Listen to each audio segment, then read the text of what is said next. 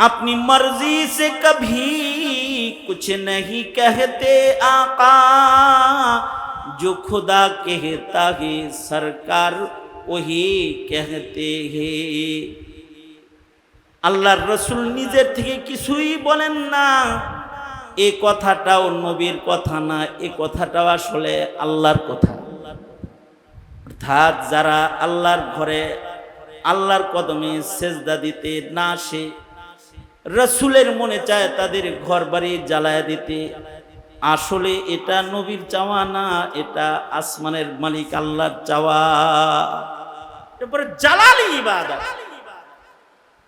কেউ যদি রুকু সেজদা কওমা জলসা সুন্নত তরিকায় না করে, নবীর তরিকায় না করে, সাল্লু কামা রাআইতুমুনি উসাল্লি, নবী যেমনি নামাজ পড়ে ওইভাবে যদি কেউ নামাজ না পড়ে, তাইলে আল্লাহ পাক এমন অচল নামাজকে গোলাম বান্দার চেহারায় ছুঁড়া মারবে যে তোর এরকম বিকলাঙ্গ বিভৎস ইবাদত নামাজ আমার লাগবে না, নিয়ে যা। যদি কারোর শরীর কমজোর হয় যে দাঁড়াইতে সে অক্ষম, তাহলে ইসলাম বলে ফাসাল্লি কাঈদান, তাহলে তোমার জন্য অনুমতি আছে তুমি বইসা পড়ো। শরীর যদি বসার উপযুক্ত না হয় যে তোমার শুয়ে থাকতে হয়, ইবাদত তোমার মাপ নাই, ফাসাল্লি ইমান, ইশারায় ইশারায় শুয়ে শুয়ে পড়ো। আজব আল্লাহ পাকের নিয়ম, কারণ সুস্থতা অসুস্থতার মালিক আল্লাহ।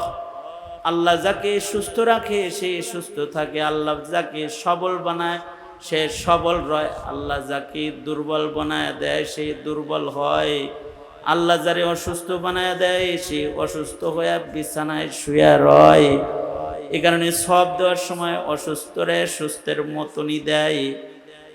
বিছনায় শুয়ে শুয়ে ইশারায় নামাজ পড়লেও রব্বুল আলামিন সুস্থ বদনে মসজিদের পয়লা রাকাতে পয়লা কাতারে দাঁড়ায়া তাকবীরে উলার নামাজ পড়ে যে সওয়াব পেয়েছে, অসুস্থ বদনে ইশারা কইরা নামাজ পড়ে ঘরের ভেতরে, রব্বুল আলামিন তাকে মসজিদের পয়লা কাতারের তাকবীরে উলার সওয়াব তার গোলামকে আল্লাহ পাক দিয়ে দেয়। কারণ ইবাদতটা হলো বদনী ইবাদত। বদন দুর্বল তো তুমি ঘরে পড়েও সবলের সওয়াব পেয়ে যাইবা, কিন্তু মাপ নাই, করতেই হইব। ইবাদতে বদনী, রোজা ইবাদতে বদনী, বদন দিয়া রাখতে হয়। তবে নামাজ আর রোজার ভেতরে আলাদা আরেকটা রুহানি জিনিস আছে, সেটা হলো নামাজ হলো জালালি ইবাদত আর রোজা হলো জামালি ইবাদত। নামাজ জালালি ইবাদত। এই আল্লাহ পাক জিন ও ইনসানকে বানাইছেন যে তারা উজাড় করে আল্লাহকে ভালোবাসবে। दर्द दिल के वास्ते पैदा किया इंसान को, दर्द दिल के वास्ते पैदा किया इंसान को, वरना तौअत के लिए कुछ कम न था करूबिया, वरना तौअत के लिए कुछ कम न था करूबिया। মোহাব্বতের গোলামি করার লেগেই আল্লাহ পাক মানুষ বানাইছেন। কষ্ট, এই কষ্ট বরদাস্ত করেও বসে থাকে, কষ্ট এরপরেও শীতের দিনে কষ্ট বরদাস্ত করে ঠান্ডা পানি দিয়ে ওযু করে, কষ্ট ঘেমে যায়, এরপরেও ঘাম গরম বরদাস্ত করে সময় মতো মসজিদের পয়লা কাতারে নামাজে আল্লাহর প্রেমে দাঁড়ায়, সেজদায় লুটায় পড়ে। এই প্রেমের ইবাদত, এটার জন্য আল্লাহ পাক মানুষ বানাইছেন। উদ্দেশ্যই হইল যে ইবাদতের মাধ্যমে মানুষ আল্লাহর সাথে প্রেম করবে, এই মাকসাদে আল্লাহ পাক বানাইছেন। ওমা খালাকাতুল জিন্না ওয়াল ইনসা ইল্লা লিয়াবুদুন। এ কারণে মানুষকে রকমারি ইবাদত আল্লাহ পাক দান করেছেন। বুনিয়াল ইসলাম আলা খামস, ইসলামের পঞ্চ স্তম্ভ, এর ভিতরে একটা হলো ঈমান, এরপরে চারটা হলো ইবাদত, ফরজ ইবাদত। মৌলিকভাবে যত ইবাদত মানুষ করে সব ইবাদতগুলা দুই প্রকার। মৌলিকভাবে একটা ইবাদত হলো ইবাদতে বদনী, আর একটা ইবাদত হলো ইবাদতে মালি। মানুষ বদন দিয়া মুজাহাদা কইরা, শারীরিক শক্তি খরচ কইরা আল্লাহর ভালোবাসা প্রকাশ করে, ইবাদতে বদনী। ইবাদতে বদনীর ভেতরে মৌলিক বড় দুটি ফরজ ইবাদত হইল, একটা হইল নামাজ। মানুষ দেহ খরচ কইরা দৈহিক ইবাদত নামাজ পড়বে। বালেগ বালেগা, নারী পুরুষ সবাই নামাজ পড়বে, ধনী হোক গরিব হোক। বদনী ইবাদত, শারীরিক ইবাদত। আজব আল্লাহ পাকের বিধান। ইবাদতটা যেহেতু বদনী, এ কারণে কাইফিয়াতে ইবাদত এটা বদনের অবস্থার উপরেই নির্ভরশীল। কারোর শরীর যদি শক্তি ভালো হয় তাহলে সে দাঁড়ায় পড়বো, মসজিদে যায় পয়লা কাতারে তাকবীর উলার লগে পড়বো, জামাতের সাথে পড়বে। কিন্তু যদি অসুস্থ হয় তাহলে তারে কয় তুমি ঘরেও পড়বে। অসুস্থ তাহলে ঘরে পড়ো, যাইতে পারতেছো না মসজিদে, ওজোর আছে তাহলে ঘরে পড়তে পারবা। কিন্তু ওজোর নাই, খামোখা অলসতা করে ঘরে পড়বা, সমস্যা। আল্লাহ তাআলার কাছে এটা অপছন্দ।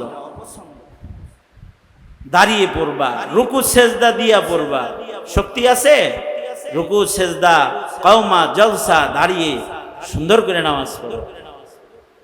ইবাদতটা যেহেতু বদনী, শারীরিক, যদি কারোর শরীর কমজোর হয় যে দাঁড়াইতে সে অক্ষম, তাহলে ইসলাম বলে ফাসাল্লি কাঈদান, তাহলে তোমার জন্য অনুমতি আছে তুমি বইসা পড়ো। শরীর যদি বসার উপযুক্ত না হয় যে তোমার শুয়ে থাকতে হয়, ইবাদত তোমার মাপ নাই। ফাসাল্লি ইমান, ইশারায় ইশারায় শুয়ে শুয়ে পড়ো। আজব আল্লাহ পাকের নিয়ম। কারণ সুস্থতা অসুস্থতার মালিক আল্লাহ। আল্লাহ যাকে সুস্থ রাখে সে সুস্থ থাকে, আল্লাহ যাকে সবল বানায় সে সবল রয়, আল্লাহ যাকে দুর্বল বানায় দেয় সে দুর্বল হয়, আল্লাহ যারে অসুস্থ বানায় দেয় সে অসুস্থ হয়ে বিছানায় শুয়ে রয়। এ কারণে সব দেওয়ার সময় অসুস্থরে সুস্থের মতনই দেয়।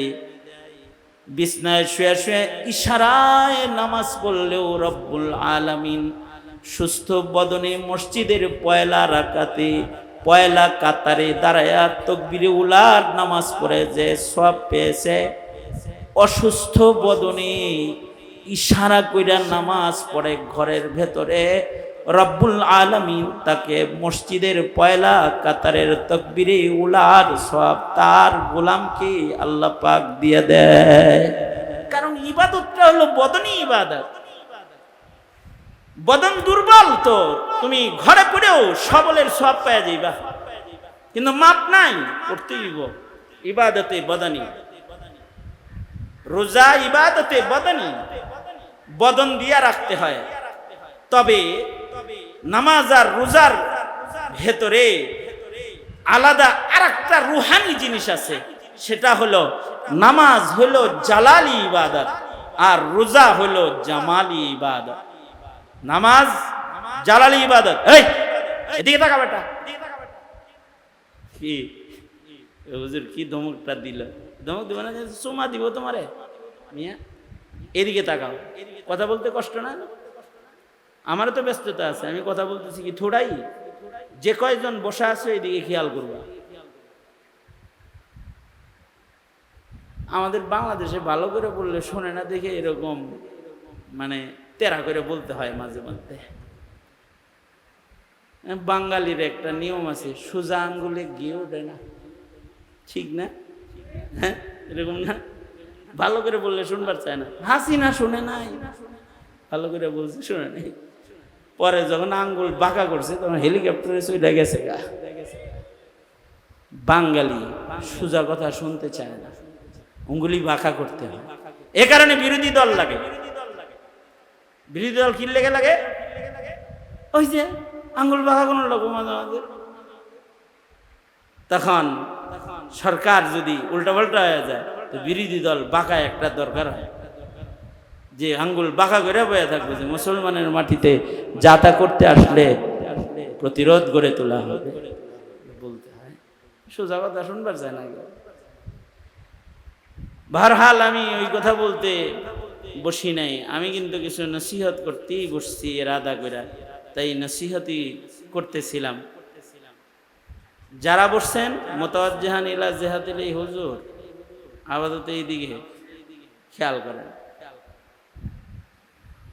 আমি যেটা বললাম, বদানি ইবাদত মৌলিকভাবে ফরজ দুইটা, নামাজ রোজা। তবে নামাজের ভেতরে জালাল আর রোজার ভেতরে হলো জামাল। আল্লাহ পাকের জালাল, নামাজের বেলায় আল্লাহ পাক জালাল প্রদর্শন করেন, আর রোজার ভেতরে জামালি হালত আছে। এ কারণে নামাজের গুরুত্ব যারা না দেয় তাদের উপরে আল্লাহ পাক রেগে যান। কেউ যদি জামাতে নামাজে না আসে, তাহলে রাসূল বলেন কি, নামাজের সব সুজা করতেছেন আল্লাহর রাসূল। সাহাবীদেরকে আল্লাহর নবী বলে, আমার মনে চায় যে আমার জায়গায় কাউকে ইমাম বানায়া তোমাদেরকে নামাজের জন্য দিয়া যায়া, যারা যারা মসজিদে আসে নাই, ঘর থেকে বেরোয় আল্লাহর ঘরে যারা আসে নাই, আমার মনে চায় যে তাদের ঘর বাড়ি আমি আগুন দিয়া জ্বালায়া দিই। রাসূল বলে মসজিদে দাঁড়ায়া দাঁড়ায়। আসলে কি এটা রাসূলের মনে চায়? আসলে তা নবীজির যা মনে চায় মনে করতে হবে এটা আল্লাহর মনে চায়। নবীজি যা বলে সব, আল্লাহ যা বলে রাসূল তাই বলে, নবীজি তাই বলে। আল্লাহর যা ইচ্ছা নবীজির তাই ইচ্ছা হয়। अपनी मर्जी से कभी, अपनी मर्जी से कभी कुछ नहीं कहते आका, जो खुदा कहता है सरकार वही कहते हैं। আল্লাহর রাসূল নিজের থেকে কিছুই বলেন না। এই কথাটাও নবীর কথা না, এই কথাটাও আসলে আল্লাহর কথা। অর্থাৎ যারা আল্লাহর ঘরে আল্লাহর কদমে সেজদা দিতে না আসে, রাসূলের মনে চায় তাদের ঘর বাড়ি জ্বালায়া দিতে। আসলে এটা নবীর চাওয়া না, এটা আসমানের মালিক আল্লাহর চাওয়া। এরপরে জালালি ইবাদত। কেউ যদি রুকু সেজদা কওমা জলসা সুন্নত তরিকায় না করে, নবীর তরিকায় না করে, সাল্লু কামা রাআইতুমুনি উসাল্লি, নবী যেমনি নামাজ পড়ে ওইভাবে যদি কেউ নামাজ না পড়ে, তাইলে আল্লাহ পাক এমন অচল নামাজকে গোলাম বান্দার চেহারায় ছুঁড়া মারবে যে তোর এরকম বিকলাঙ্গ বিভৎস ইবাদত নামাজ আমার লাগবে না, নিয়ে যা। এমন কি নামাজের ভেতরে যদি কেউ নিজের দিলকে হাজির না রাখে, তাইলেও লা সালাতা ইল্লা বিহুজুরিল কলব, হুজুরি কলব ছাড়া ইবাদত করলেও ইবাদত আল্লাহ পাক গ্রহণ করেন। আবার যদি ভুলে ভালেও কোনো ভালো কাজও করে ফেলায়, ভুল হইলেই, ভুলটা যদি ভালো কাজের ভুলও হয় তাও জরিমানা, জালাল গালেব। এ কারণে মাগরিবের নামাজ পড়লাম আজকে, দুই বৈঠক, পয়লা বৈঠকে যদি তাশাহুদ পড়ার পরে ভুলে দরুদ শরীফ আল্লাহুম্মা সাল্লি আলা মুহাম্মদ পর্যন্ত চলে যায়, তাইলে জরিমানা, সেজদায়ে সাহু দিতে হবে। কারণ কি? কারণ হলো ভুলে দরুদ পড়লি কে? ইমানদার ভুলে দরুদ পড়ে? ইমানদার তো মুহাব্বতে দরুদ পড়বে। তুই ভুলে পড়লি কেন? সেজদায়ে সাহু লাগা। আবার দুইটা সেজদা দিবি, ফের তাশাহুদ পড়বি, দরুদ শরীফ পড়বি, দোয়া মাসুরা পড়বি, এরপরে নামাজ শেষ করবি। জরিমানা, জালালি ইবাদত। এক ওয়াক্ত যদি ইচ্ছা করে কেউ নামাজ না পড়ে ফাকাদ কাফার, সে ইমাম আহমদ বিন হাম্বলের ফতোয়া হলো সে মুরতাদ হয়ে যায়, ফিরা কালেমা পড়া মুসলমান হইতে। আর ইমামে আজম আবু হানিফার ফয়সালা হলো নামাজ না পড়লে এটারে জমিনে আযাব চলতে দেওয়া যাবে না, এটাকে জেলখানায় বন্দী করে রাখো, খোদার জমিনে ঘোরাফেরা করার অধিকার নেই যদি নামাজ না পড়ে। এই সকল বিধানগুলোকে, এই সকল বর্ণনাগুলোকে এক জায়গায় করলে প্রত্যেকটা অভিভাবক সে বাইর করতে পারবে তার ঘরে সে কয়টা মুরতাদ পালে।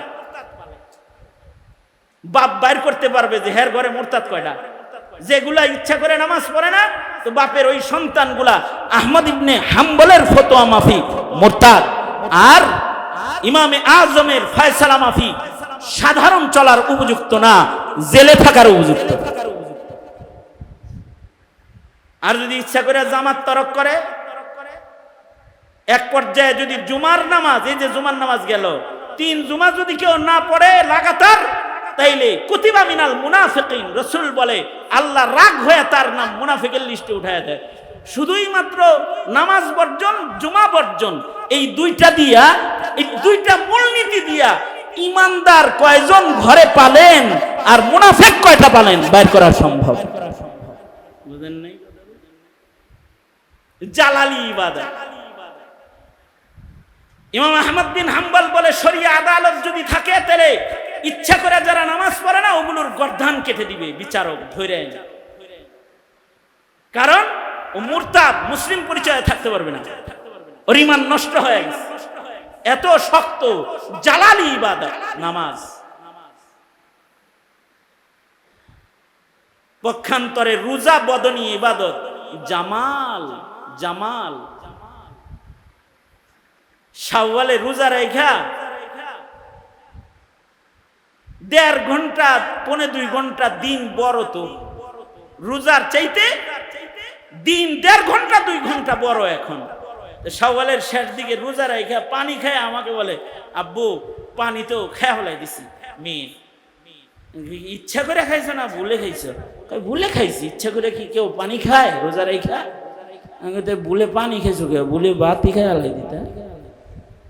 কারণ ভুলে যদি তুমি পেট ভরা ভাতও খাইতা, এটা তো জামালি ইবাদত, এটা আল্লাহ পাক ভাত খাইলেও কইতো যা রোজা রাখছিলি ভুলেই তো খাইছস, কবুল করে নিলাম, কোনো সহজতা লাগবো ডাকবো না। জালালি না, এটা জামালি ইবাদত। তবে নামাজের সহযোগী ইবাদত হলো যাকাত।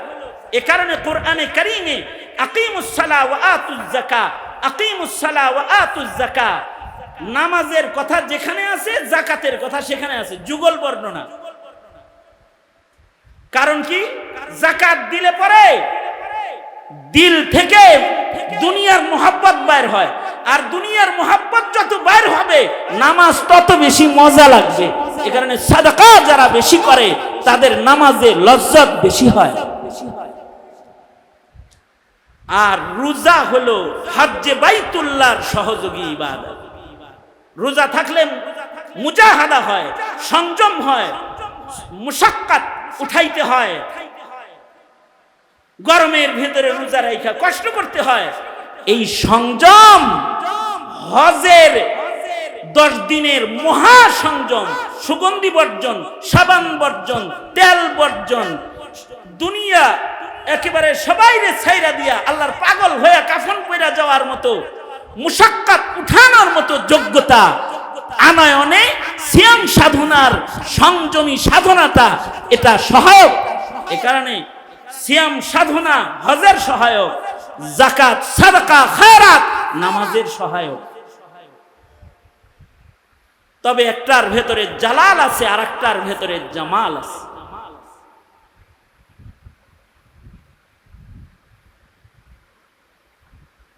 আর একটা ইবাদত হলো মুশতারিকা বাইনাল মাল ওয়াল বাদান, যেইটার মৌসুম এখন চলছে। হজের মৌসুম। এটা দেহ এবং মাল দুইটা দিয়া মুরাক্কাব। বদনের শক্তিও লাগবে, পাতিবত্যও লাগবে। ওয়ালিল্লাহি আলান নাসি হিজ্জুল বাইত, কার জন্য হজ? মান ইসতাতা ইলাইহি সাবিলা, যার মক্কায় যাওয়ার মতো টাকা পয়সার মালিকানা আছে। শুধু দেহ থাকলে হজ ফরজ নয়। মুশতারিকা বাইনাল মালি ওয়াল বাদান, দেহও লাগবে টাকাও লাগবে, দুইটা যার থাকবে তার হজ্জে বাইতুল্লাহতে যাইতে হবে। যদি ইচ্ছা কইরা কোনো পয়সাওয়ালা সুস্থ মানুষ হজে না যায়, নবী বলে ফালিয়ামুত ইনশাআ নাসরানিয়ান ইনশাআ ইহুদিয়ান ওয়া ইনশাআ নাসরানিয়ান, সে ইহুদি হয়ে মরুক অথবা নাসারা হয়ে মরুক, আমার কিছু আসে যায় না। ছেলে মেয়ে বিয়া দেওয়া হইতেছে না, এই কারণে হজে যায় না। ওর ইমানের খাতরা, নবী কয় ও ইহুদি হয়ে মরুক নাসারা হয়ে মরুক, আমার কিছু আসে যায় না। মাল আছে, শক্তি আছে, হজে যাইতে হইব, ফরজ। জীবনে একবার, জীবনে একবার হজ্জে বাইতুল্লাহ ফরজ করেছেন, ওইটার মৌসুম চলছে। কিন্তু যদি কারোর টাকা থাকে দেহ না থাকে, তাইলে কি করবে? টাকা আছে দুই চোখ নাই, টাকা আছে দুই পাও নাই, এর মতো অচল লোকের হজে যাওয়ার দরকার নাই। আল্লাহ কয় তোর টাকা দিয়া একটা চোখওয়ালা পাওয়ালা সুস্থ মানুষকে হজ্জে বদল করার জন্য পাঠায় দে, দেখবে আরেকজন, কিন্তু এটা আশিকানা ইবাদত। একজন দেখবে কিন্তু সব তোর আমলনামায় উঠবে, দিব আমি, কারণ এটা আশিকানা ইবাদত। দেখবো এক চোখ, সব পাবি তুই। হাঁটবো এক চোখ এক পা, কাবার পরে সব দিব তোরে। ইশকের ইবাদত। এইখানেই একটা বিষয় বুঝার আছে, সেটা হলো দেহ নাই টাকা আছে, আরেকজন রে পাঠায় দিয়াও যেমন ইশকের ইবাদত হওয়ার কারণে সব পাওয়া যায় ঘরে বসে বসে। হজের মৌসুম আসলে ধনীরা হজে যায়, আর গরিবরা কয় আরে আমরা হলো যাকাত খামু। খালি যাকাত আমাদের ইবাদত না, সাদাকা আমাদের ইবাদত না। আর হজ এটা নিয়ে মাথা ব্যথা আমগর মতো রিক্সাওয়ালার না, এটা ধনীর কাম, ওইটা নিয়ে মাথা ব্যথা নেই না। এই এক আশিকানা ইবাদত। মাথা ব্যথা গরিবেরও থাকা লাগবে। হুব্বে বাইতুল্লাহ মিনাল ঈমান।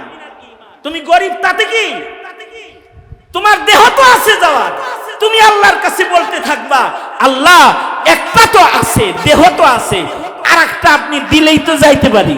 যদি খালি এই প্রেমের দোয়া কারোর নসিব হয়, হজে না যায়ও দেখবে আমলনামায় হজ জমা হয়ে রয়েছে, কারণ আশিকানা ইবাদত। সেইটার মৌসুম এখন চলছে।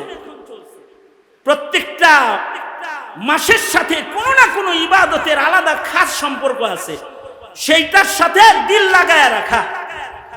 ইবাদতে কারোর দিল লাগিয়ে থাকলেও ময়দানে মাহশারে তাকে আল্লাহ পাক মর্যাদা দিবেন। কেমন? মসজিদের সাথে দিল ঝুলা রইছে, এ কারণে তাকে আরশের ছায়া দিবেন। কালবুহু মুআল্লাকুন বিল মসজিদ। মসজিদের লগে কলব ঝুলা থাকে, নামাজের ওয়াক্তের অপেক্ষা করে, এ কারণে আরশের ছায়া দিবেন। তাহলে কাবার সাথে যদি কারোর দিল লেগে থাকে, তো কবরে আল্লাহ পাক তাকে কবর থেকে কাবা বরাবর প্রশস্ত রাস্তা করে দিবেন। তার চেহারা কাবার দিকে থাকবে, তার কবরের আযাব বন্ধ হয়ে যাবে। ময়দানে মাহশারে সে আশিকে কাবা হয়ে দাঁড়ায় যাবে। ইশক ইশক কামটাই হলো ইবাদতের পেছে পুছে ইশকের বাজারে ঘোরাফেরা করা। যেমন হুজাইফির উসিলায় এখানে এখন একটা ইশকের বাজার, কোরআনের ইশক, কোরআনের মুহাব্বত ঈমান, আল্লাহ ওয়ালাদের মুহাব্বত ঈমান, আলেম উলামার মুহাব্বত ঈমান, আলেমরা বসে আছি ইশকের বাজার, কারোর দিলের ভেতরে যদি এই ইশক আইসা যায়, নবী পাই নাই নায়েবে নবী পাইছি বসে গেলাম। যদি এই ইশক মোহাব্বত কারোর ভেতরে আইসা যায়, তাহলে আলেম প্রেম, নবী প্রেম। আলেমের সাথে প্রেম করা, নায়েবে নবীর লগে প্রেম করা। রাসূল বলেন, কেউ আলেম দেখলা সে আমায় দেখলা, আলেমের সাথে মুসাফা করলা আমার সাথে মুসাফা করলা, আলেমের মজলিসে বসলা আমার মজলিসে বসলা। ফজলুল আলিমি আলাল আবিদি কাফজলি আলা আদনাকুম। আলেম তো অটোমেটিক কোন জঙ্গলে গজায় না, আলেম বানাইবারও একটা জায়গা আছে। ধন্যবাদ হুযায়ফাকে যে সে এই গুরুস্থানের পাশে একটা পুরানা মাদ্রাসা, যে মাদ্রাসা দীর্ঘদিন আগাইতেছে না, এইটাকে একটু মেরামত করার জন্য, এখান থেকে হাফেজ বের করার জন্য, এখান থেকে আলেম বের করার জন্য এই কবরস্থানের পাশে এই জারিয়ার এই মার্কাজ জারিয়া, ইলমে দ্বীনের জারিয়া কাজের একটা মার্কাজ, এটাকে পরিচালনার জিম্মাদারি সে নিয়েছে। আর ধন্যবাদ ওই মানুষটাকে যে একজন চৌকস যোগ্য এবং মুফাসসিরে কোরআন, একটা নবীন আলেমী দ্বীনকে এখানে কাজ করার জন্য তাকে পূর্ণ অথরিটি দিয়া এই জায়গাটার মুতাওয়াল্লি তাকে বানায়া তাকে এখানে বসায়া দিয়েছে। হ্যাঁ, আশা করা যায় এখানে যদি যোগ্য মেহনত মাওলানা করে তো একদিন এইখান থেকে নায়েবে নবীদের দল বের হয়ে যাবে। নবী তো আর আসবে না, নায়েবে নবী।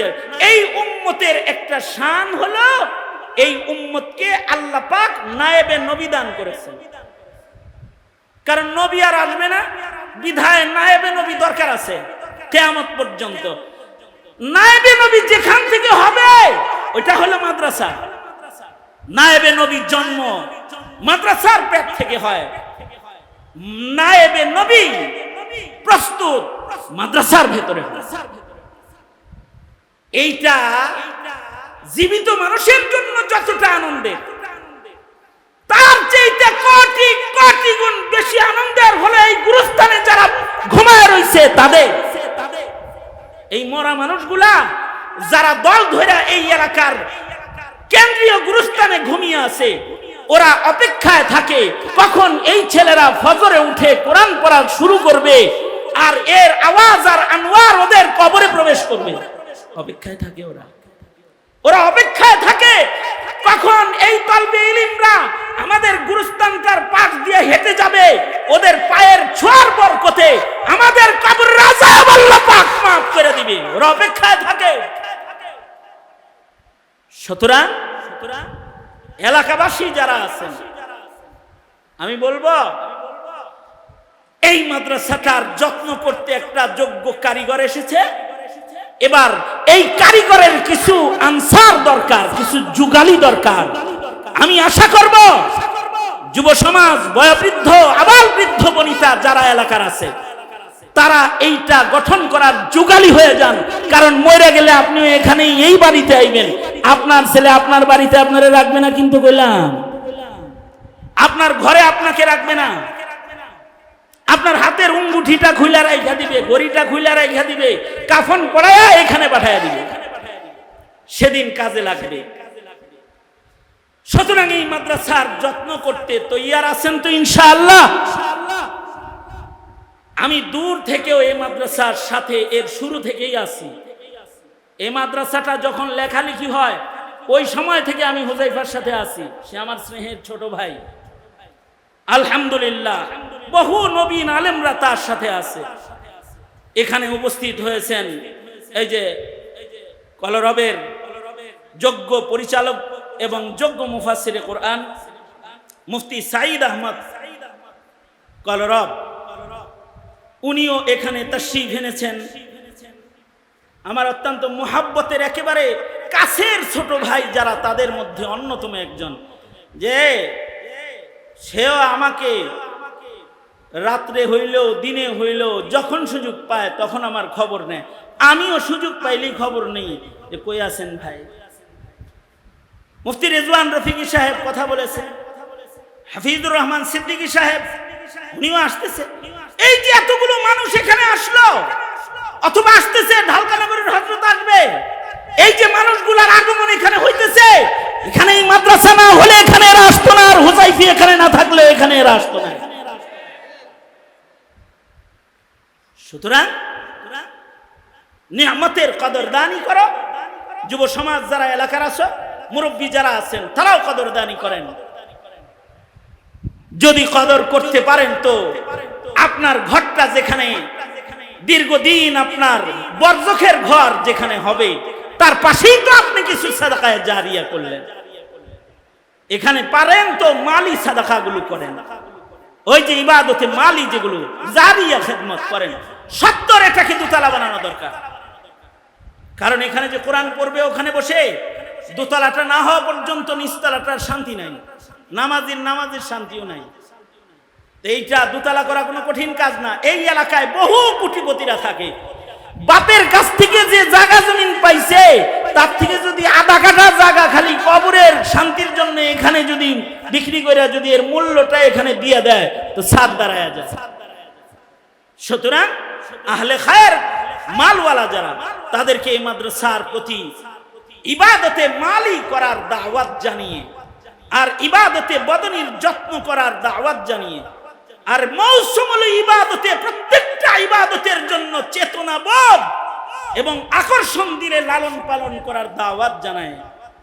আল্লাহ পাকের যে মাকসাদ আমরা ইবাদত করব, এটাকে বাস্তবায়ন করার দাওয়াত জানিয়ে আমি আমার সংক্ষিপ্ত কথা এখানে শেষ করতেছি।